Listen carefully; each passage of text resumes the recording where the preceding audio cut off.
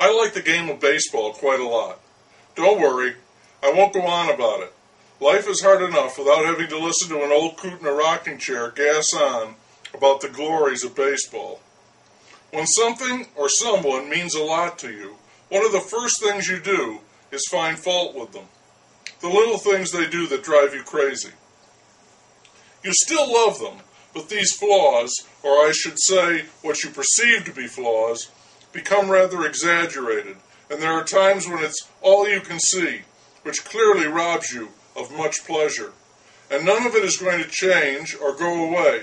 So if you don't want to be miserable all the time, you have to try to ignore this.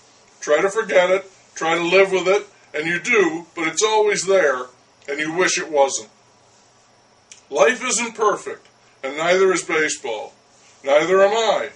So baseball and me, Beans, we have our differences. Quite a few of them. Many of them are caused by that old familiar nemesis and perpetual ruinator, money. And while that infuriates me, sacrificing the goodness, purity, and essence of the sport for a measly buck, I know how things work, the nature of man, etc., and I can get past that. Okay, I don't, but I live with it because there's so much to admire in the game.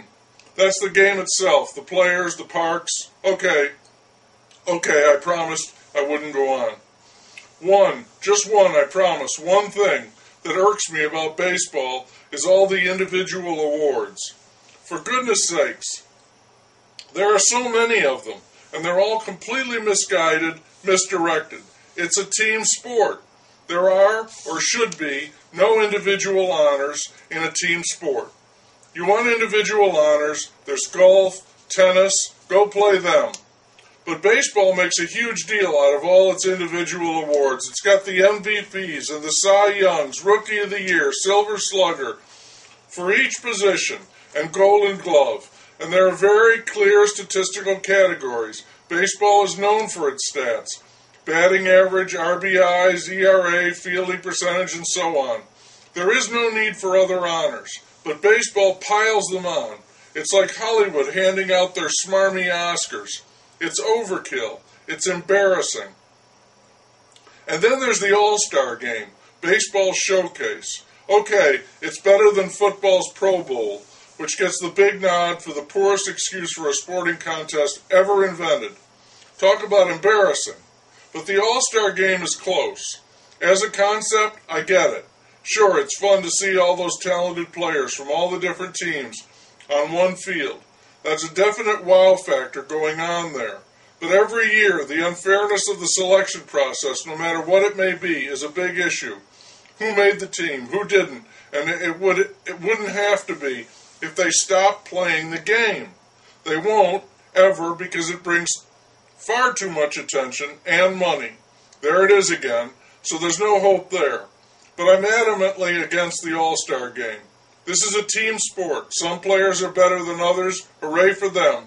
They get paid a lot more, too. And I don't like elevating certain ones in a team game. As the saying goes, it sends the wrong message. The players should apologize to their teammates, but of course they don't. They're honored, and they've got a clause in their contract that gives them an extra pop, more money, if they're named to the All-Star team, so it continues. While I'm at it, might as well make a clean sweep. I'm also against the Hall of Fame. I think it's a farce. Once again, so many marginal players get in or don't, and what we have are the greats and the near greats, the very goods and a few huhs. If there is a Hall of Fame for this game, it should honor the great teams. Great teams that overcame all others and won the final championship. That's something to marvel at. To single players out for distinction in a team sport is wrong and undermines the beauty of the game, which I have promised not to gas on about.